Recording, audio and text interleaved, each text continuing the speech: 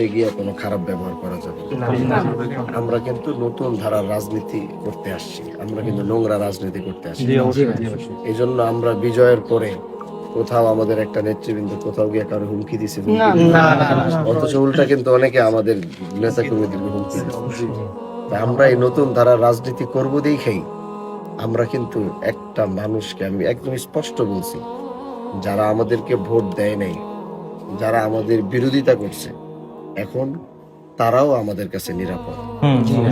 গিয়া ভাইয়ের সাথে চলি, ভাইয়ের সাথে সম্পর্ক আছে, ছবি আছে, এগুলো নিয়ে যেমন কেউ যদি কোথাও কেউ করছে, সাথে সাথে ওর ওইখানে আটকায়া সরাসরি আমার সাথে যোগাযোগ করা যে মানে আমারে কেউ যেন কোথাও বিক্রি করতে না।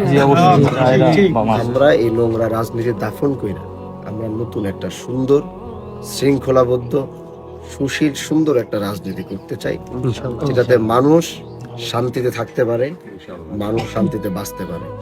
এই হুমকি ধামকি, এই অন্যায় অবিচারী সব কিছু জিরোতে নিয়ে আসতে হবে। ঠিক আছে না? ইনশাআল্লাহ।